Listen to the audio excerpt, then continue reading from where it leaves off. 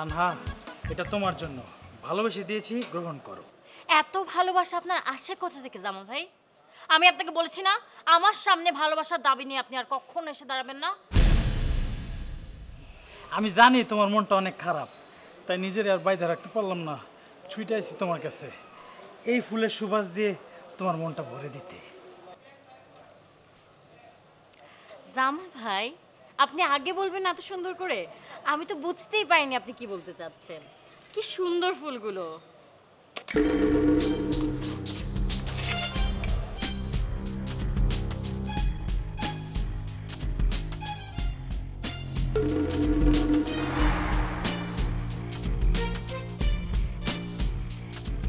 Junior, ব্যাপারটা কি?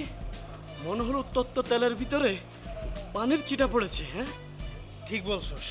এই যে তানহা সারাত করে উঠলো না, এটার মধ্যে একটা সম্ভাবনা আছে। কিসের সম্ভাবনা জানো? কিসের? প্রেমের সম্ভাবনা। তুই কেমনে বুঝবি? তুই কি জীবনে প্রেম করছস? আয়। আসসালামু আলাইকুম আঙ্কেল, কেমন আছেন?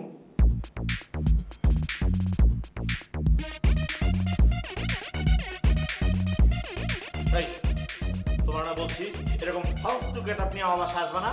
তারপর কেন আসছো তুমি? আঙ্কেল, আপনি তো হট কেন?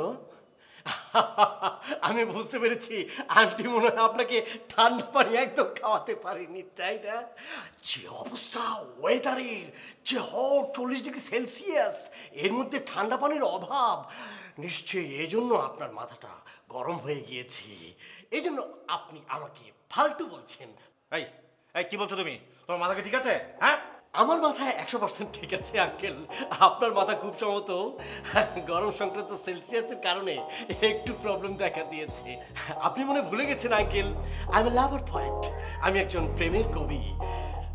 প্রেমের কবিতা যে লেখে সে সম্ভবত এই ধরনের গেটআপই পরে। প্লিজ আঙ্কেল, আমি ছোট হয়ে আপনাকে একটা পরামর্শ দিচ্ছি, ব্যাকডেটের চিন্তা ভাবনা একদম ছেড়ে দিন, নিজেকে নিজে বোঝান, আপনি আপডেট হন, ঠিক আছে? না হলে কোথাও ভর্তি হয়ে একটু চিকিৎসা করেন, তাহলে আপনার জন্য মঙ্গল হবে। আমাকে এখন ভিতরে যেতে দেন। একজন কবিতবু দাঁড়িয়ে আছে দুয়ারে, কেন আপনি বাধা দিচ্ছেন? থাপ্পড় মেরে তোমার কবিতা বড় শোনাও। এই তুমি কবিতার কি বোঝো? হ্যাঁ, পাঞ্জাবি পরে হাতে ডায়েরি নিলে কবি হওয়া যায়? হ্যাঁ, প্রেম নিয়ে কবিতা চর্চা করো। আর একটা দিন যদি তোমাকে আমি এই অবস্থায় দেখি, তাহলে তোমাকে বোঝাবো কত ধানে কত চাল। প্লিজ একজন প্রেমের কবিকে সম্মান দিয়ে কথা বলুন আঙ্কেল। প্রেম কিন্তু স্বর্গ থেকে আসে। স্বর্গ থেকে আসা প্রেমের উপর যে কবিতা লেখে, যে কবি, সে কিন্তু সমাজের বিবেক। সুতরাং তাকে সম্মান দিয়ে কথা বলুন, ঠিক আছে? আপনি একটু সরলে ভালো হয়, ভিতরে যেতাম। তুমি আসলেই একটা ফালতু ছেলে। দূর হও আমার সামনে থেকে, বেয়াদব থাকার। তুই যদি আমার বন্ধুর ছেলে না হয়ে আমার ছেলে হতে না, তাহলে জুতো দিয়ে পেটাতাম। ভুলে এই ধরনের কথা বলবেন না আঙ্কেল, তাহলে প্রেমের সমাধি রচিত হয়ে যাবে। বিশেষ করে তানহা যদি জানে, তাহলে খুবই কষ্ট পাবে। হয়তোবা প্রেমের কষ্টে সে একটা গানও গেতে পারে। প্রেমেরই নাম বেদনা। তোর আর আমার কথার মাঝখানে টান হলো কি করে? হ্যাঁ, তোরে আমি কবিতা ছোটাচ্ছি, দাঁড়া। আমার বাবা তোমাকে একটা বাজে কথা বলতেই পারে, কারণ সে তোমার হবু শ্বশুর। তোমাকে বাজে কথা কেন, দরকার হলে তোমার গায়ে হাত তুলতেও পারে। তাই বলে তুমি আমার বাবাকে চামার বলবা? তোমার কত বড় সাহস আছে আমি সেটা চিন্তা করছি। না মানে হয়েছে কি, মানে তারা মানে আমি আর কখনো কোনোদিন তোমার আব্বার সাথে এই ধরনের ব্যবহার করবো না। আমি ক্ষমা চাচ্ছি, আমার ভুল হয়েছে। মানে হয়েছে কি, উনি তো তোমার আব্বা, আমার হবু শ্বশুর, তাকে তো আমি সম্মান করি। আসলে ওই যে কবিতার ছন্দে, মানে আমার চামার ওরকম হয়ে গেছে, কবিতার ছন্দ হয়ে গেছে। কবিতার ছন্দ, তাই না? কবিতা, এক কাজ করেন না, আপনি থাকেন আপনার কবিতা নিয়ে। আমার বাবাকে যে সম্মান করতে পারে না, তার সাথে না আমি কোনো সম্পর্ক রাখতে চাই না। না এইভাবে কথা বলো না তানহা, মানে তুমি যদি এভাবে কথা বলো আমি খুব কষ্ট পাবো। সম্পর্ক কেন ছিন্ন হবে? Please please. তাহলে কষ্টটা ঠিক মতোই পাও। আমি তোমার সাথে ব্রেকআপ করছি। এ মানে ব্রেকআপ। এইভাবে আমাকে কষ্ট দিও না। বিরহের মরুভূমিতে তুমি আমাকে ধাক্কা দিয়ে ফেলে দিও না তানহা। এবার 100% ব্রেকআপ। তুমি আমার সাথে কোনো সম্পর্ক রাখবে না, তুমি আমার সামনে পর্যন্ত আসবে না। এই তানহা, এই তানহা, এটা কিন্তু ঠিক হলো না। এর আগেও কিন্তু তুমি অনেকবার এরকম ব্রেকআপ করেছো, আমাকে কষ্ট দিয়েছো। এবার প্লিজ প্লিজ আমার দিকে ফিরে তাকাও তানহা। আমি দরকার বলে তোমার সামনে যাব না, আমি পেছন পেছন থাকবো।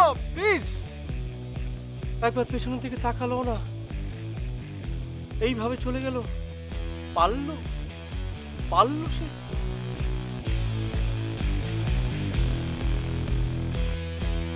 এই পার্কে এত মশা কেন?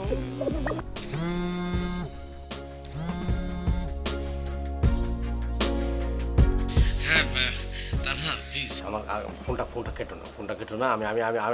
আমি ক্ষমা চাচ্ছি। আমি যে তোমার বাবাকে যে চামার বলছি, এই জন্য আমি আসলে রিয়েলি ক্ষমা চাচ্ছি। আই এম সরি, মানে ওনাকে আসলে এইভাবে চামার বলে সম্বোধন করাটা ঠিক হয় নাই। আমি তোমাকে কথা দিচ্ছি এবং তোবা করতেছি, আর জীবনে কোনোদিন তোমার বাবাকে চামার তো দূরের কথা, কোনো পশু পাখির নামেও ডাকবো না। আমি তোমাকে বলে দিলাম, এই যে আমি তোমাকে বললাম, দেখো যদি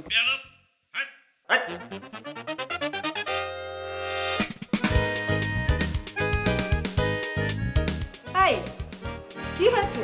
কে ফোন করেছিল? তুমি সিরিয়াল দেখো।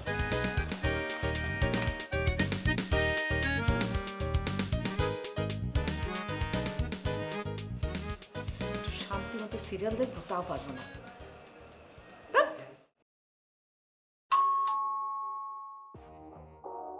তানহার বাবা যেন বাসায় না থাকে, তাহলে ঝামেলা হয়ে যাবে।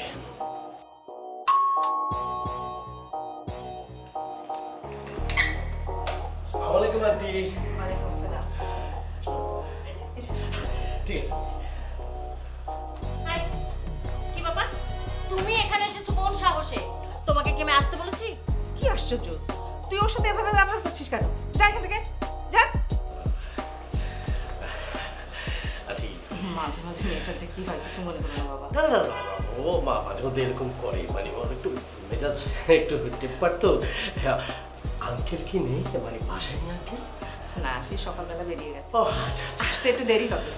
আন্টি তাহলে আমি একটু তানহার সাথে কথা বলে আসি, ও কি জন্য এরকম করতেছে আমি একটু শুনে আসি, মেজাজটা কেন গরম। ওর সাথে কথা শেষ করে আমার সাথে দেখা করে যাবে। আচ্ছা। তোমার জন্য স্পেশাল একটা আইটেম রেডি করেছি আমি। আচ্ছা।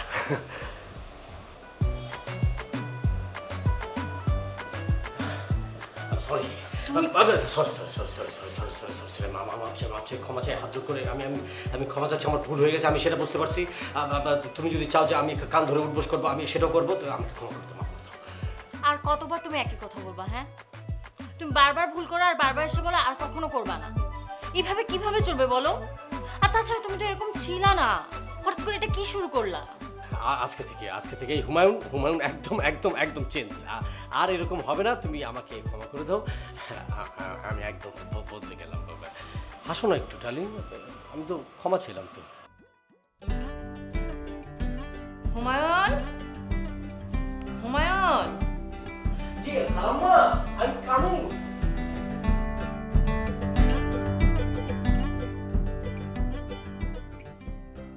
তুমি আমার জন্য সব কিছু করতে পারো, সেটা আমি জানি হুমায়ুন।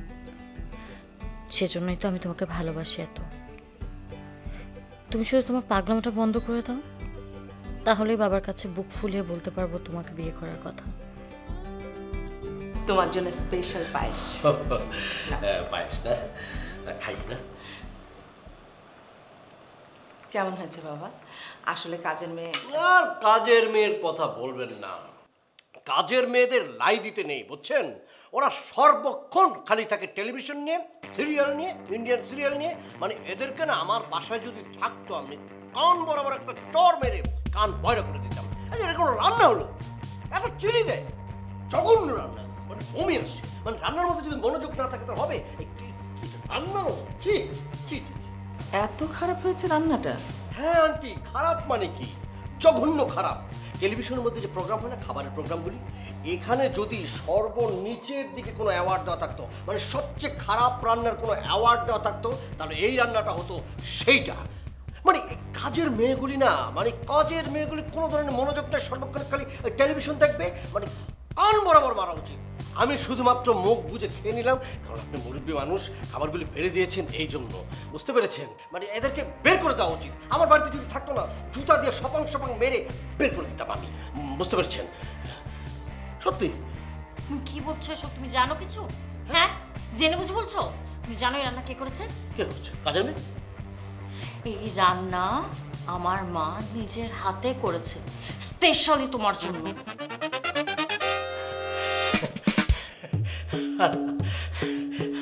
আন্টি রান্নার তো একটু লনাই হয় না, মানে আপনার রান্না তো রান্না, মানে টমি মিয়া ওর চেয়েও ভালো, অসাধারণ। কি মজা! মানে কাজের মেয়ের, সরি মানে উদাহরণ দিলাম আর কি। খুব সুন্দর, এত মিষ্টি, বাহ! এটা পায়েসে মিষ্টি না হলে হয় বলুন তো? মানে কাজের মেয়ের উদাহরণ দিলাম আর কি। আই তুমি আর চোখের সামনে থেকে দাও, যাও বলছি। আমি তোমাকে 1 সেকেন্ড আর সহ্য করতে পারছি না, যাও।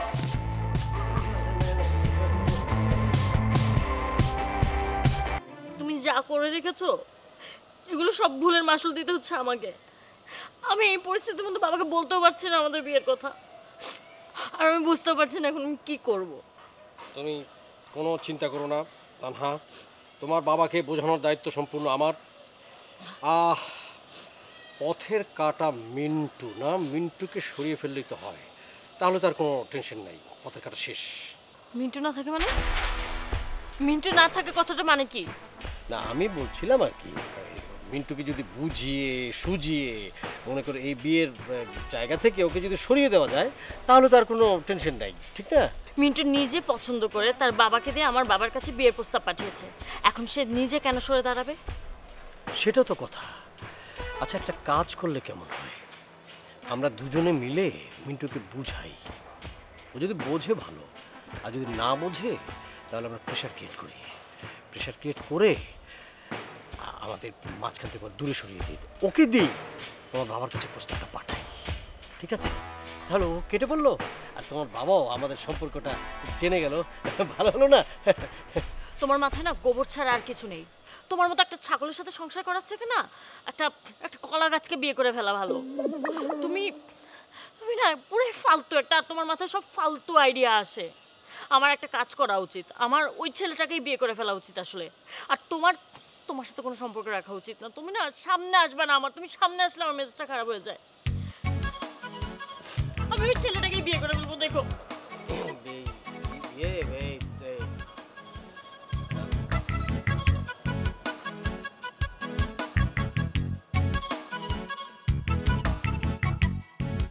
জামাল ভাই, আপনাকে আমার একটা কথা বলার ছিল।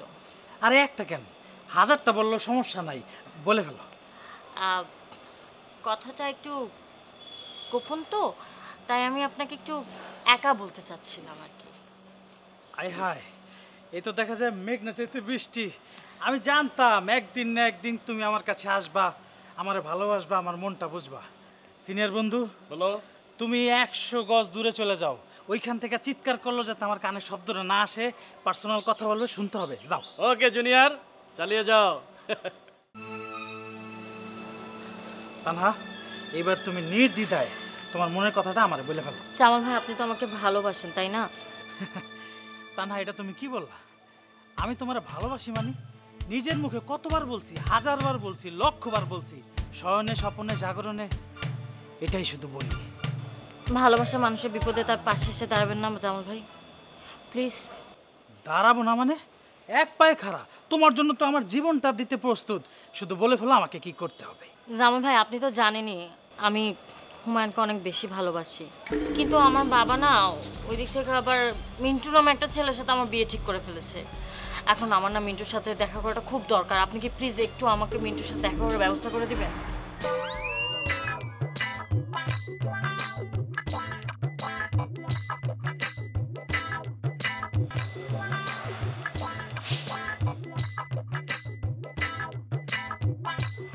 জামাল ভাই, হেল্প করবেন না আমাকে? থ্যাংক ইউ জামাল ভাই, আমি জানতাম আপনি আমার হেল্প করবেন। Thank you so much.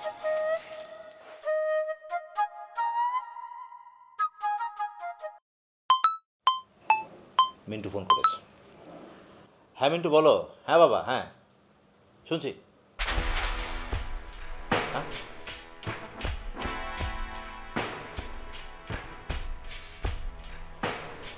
না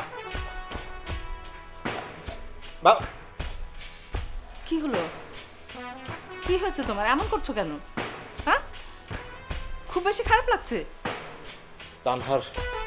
তানহার বিয়েটা ভেঙে গেল। মিন্টু ফোনে জানালো ওনাকে বিয়ে করতে পারবে না। বলো কি? আত্মীয় স্বজন সবাইকে দাঁড়াতে হয়ে গেছে। এই মুহূর্তে বিয়ে ভেঙে যাওয়া মানে আমার ইজ্জত, আমার সব কিছু শেষ হয়ে গেল। কি করেছে তানহা? তোমার মেয়ে নিজের হাতে বিয়েটা ভেঙে দিয়েছে। তোমার মেয়ে তানহা মিন্টুর কাছে গিয়ে বলেছে বিয়েটা ভেঙে দিতে। ও নাকি ওই বর্বর বজ্জাত লোফার ছেলেটাকে পছন্দ। কি হলো? এই এমন করছো কেন তুমি? তানহা আব্বা, আই তানহা, তানহা, আই তানহা, ঠিকই রে, দেখ তোর বাবা কেমন করছে। আমি মানে সিনেমায় দেখেছি যে যখনই নায়িকা তার বাবার অমতে চলে যায় তখন বাবা নায়িকাকে ম্যানেজ করার জন্য বুকের বাম দিকে হঠাৎ করে ধরে করে হার্ট অ্যাটাকের একটা অভিনয় করে। তোমার বাবা পুরোপুরি কপি করে সেটা মেরে দিল।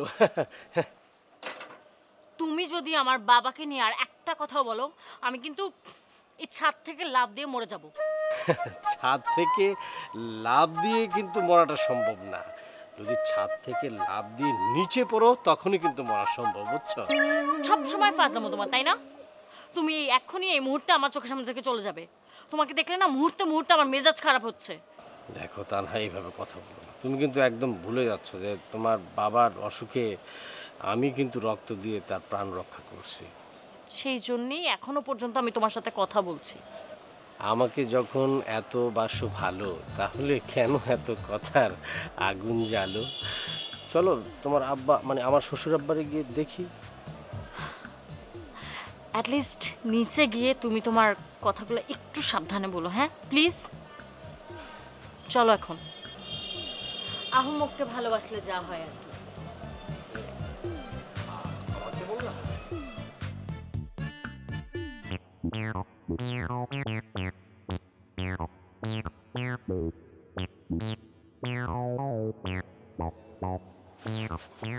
কাঁদিতে কাঁদিতে চোখের জল শুকায় আজ মরুভূমিতে পরিণত হয়েছে।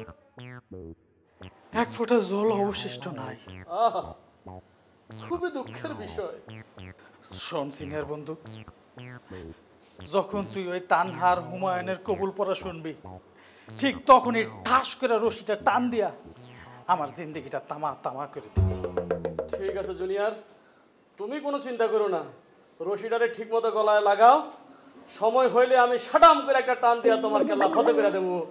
কিন্তু জুনিয়র, একটা কথা, তোমার যে এত বড় একটা মহিষের মতো দেহটা, আমি একা এই রশি দিয়া টাই না কিভাবে শূন্য করবো কও তো? বুঝছি, তোর মাথায় জীবনে বুদ্ধি হবো না, হুদাই তুই সিনিয়র হইছস। এলো 1000 টাকার নোট, বাইরে যাবি, 3 জন লোক ভাড়া করবি। ওই 3 জন লোক আর তুই মিললে আমার টান দিয়া ঝুলাই দিবি, তোদেরও উঠাইতে সুবিধা হবে আর আমার মরতে। ঠিক আছে জুনিয়র, তুমি কোনো চিন্তাই করো না। এই রশিটা তোমার হাতে রাখো, আমি যাব আর আসবো। হ্যাঁ, তুমি এখানে দাঁড়িয়ে থাকো। আরে বেঈমান বন্ধু, এতদিন তুই আমার সাথে থাইকাও আমারে চিনলি না, আমার মনটারে বুঝলি না। 1000 টাকার নোট পেয়ে সুর করে চলে গেলি। আর অন্তত একটু সান্ত্বনা দিয়েও তো কইতে পারতি যে বন্ধু তুই মরিস না, তোর লেগে অনেক সুন্দর সুন্দর মাইয়া অপেক্ষা করতেছে, একটা সুন্দর মাইয়া দেখে তোরে বিয়ে করে দিব। বেঈমান বন্ধু।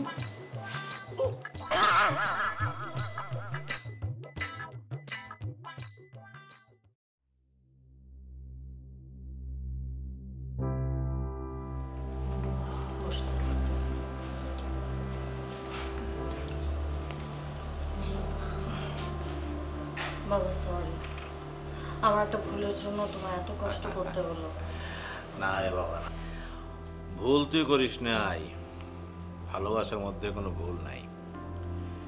মানুষের জীবনে একটা ভালোবাসা মানুষ দরকার, যার সঙ্গে সুখ দুঃখের কথা বলা যায়, জীবন সম্পর্কে আলোচনা করা যায়। তুই ভুল করিস নাই বাবা। হুমায়ুন, তুমি আমাকে নতুন জীবন দিয়েছ। তোমার আন্টির কাছে আমি সব শুনেছি। আমার এই বিপদের দিনে তুমি সর্বক্ষণ আমার পাশে ছিলে। তুমি যদি অপারেশনের সময় আমাকে রক্ত না দিতে, তাহলে হয়তো আমি বেঁচে থাকতে পারতাম না। এটা তো আমার কর্তব্যের মধ্যেই পড়ে। আপনি যদি কোনো সমস্যায় পড়েন, আমার এই কাজ করা উচিত না? আমার দায়িত্ব না? আমার কর্তব্য না? এবার আমি আমার কর্তব্য পালন করতে চাই, কিন্তু তার আগে আমাকে একটা প্রশ্নের জবাব দাও তো বাবা। তুমি তো আগে এমন ছিলে না। এটা ব্রিলিয়ান্ট ছেলে, হঠাৎ করে কেন এমন পাগলামি শুরু করলে আমি বুঝতে পারলাম না। তোমার আচরণে আমার মনে হয়েছে তুমি একটা বেয়াদব, যার কারণে আমি তোমাকে শাসন করেছি কিন্তু তোমার বাবার জায়গায় থেকেই। যখন দেখলাম যে বেয়াদবের মাত্রাটা অনেক বেড়ে গেছে, তখন কিন্তু আমি আমার মেয়েকে পর্যন্ত অন্য জায়গায় বিয়ে দেওয়ার জন্য ঠিক করেছিলাম। আসলে আঙ্কেল, সত্যি বলতে কি, মানে আমি যে ধরনের আচরণগুলি করেছি সেটা একটা বিশেষ কারণ থেকেই করেছি। মানে আমার হঠাৎ মনে হলো যে আপনি যে আমার সাথে এই ধরনের ব্যবহার করছেন, ছেলের মতো আচরণ করছেন, এটা কি মানে মন থেকে করতেছেন নাকি অন্য কোনো কারণে? আমার বাবার আপনি বন্ধু ছিলেন। বাবা মারা যাওয়ার পরে কিছুদিন পরে যখন আমার মা মারা গেল, আমার সব বিপদ আপদে, লেখাপড়া, সব দায়িত্বই বলা চলে আপনি পালন করেছেন। আমি এ বাড়িতে যখন ইচ্ছা তখন আসতাম, একেবারে আপনার ছেলের মতো। আন্টিও আমাকে একেবারে মায়ের মতো স্নেহ দিয়ে রাখতো। কিন্তু আমার হঠাৎ মনে হলো, আসলে কি আমি আপনাদের ছেলে? আমাকে কি আপনারা ছেলের মতো দেখছেন, নাকি আমার বাবা নেই, মা নেই, এই জন্য আমাকে করুণা করছেন? তাই আমার মনে হলো যে আপনাদের সাথে আমি আসলে একটু দুষ্ট ছেলে হলে যা করে, বকে যাওয়া ছেলে হলে যা করে, সেরকম করে দেখি কিভাবে আপনারা আমাকে নেন। সেই থেকেই আমার আসলে আপনাদের সাথে বেয়াদবি করা, খালাম্মাকে বিভিন্নভাবে বলা বা তানহার সাথে উল্টাপাল্টা ব্যবহার করা, এগুলি সব কিছু ওই চিন্তা থেকেই। পরে আসলে আমার ধারণা ঠিক হয়েছে, আপনারা আমাকে সন্তান প্রতি দেখেন। আঙ্কেল, আন্টি, তানহা, আমি এতদিন যা করেছি আসলে এটা আমার ভেতর থেকে না, আমি আসলে অভিনয় করেছি। আমাকে সবাই আপনারা ক্ষমা করে দিন। কিন্তু তুমি যে অভিনয়টা করেছিলে সেটা এতটাই সিরিয়াস অভিনয় করেছিলে যে আমি আসলে বুঝতে পারিনি। আমার কাছে মনে হয়েছিল যে তুমি সত্যি একটা মানে বিগড়ে যাওয়া একটা বখাটে ছেলে হয়ে গেছো, যার কারণে আমি হঠাৎ করে সিদ্ধান্ত নিলাম যে আমার মেয়েকে অন্য জায়গায় বিয়ে দেব। শোনো বাবা, তোমার আসলে বুঝতে ভুল হয়েছে। আমি তোমাকে ছেলের মতোই দেখতাম। আমি কেন, তোমার আন্টিও তোমাকে ছেলের মতোই দেখতো। কিন্তু বাবা, এখন তো সবকিছু জানার পরে তোমাকে আর ছেলের মতো দেখতে পারবো না।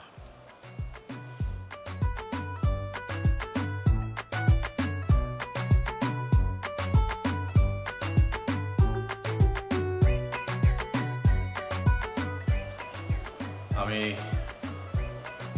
আমার তানহা মেয়েটাকে তোমার কাছে তুলে দিতে চাই।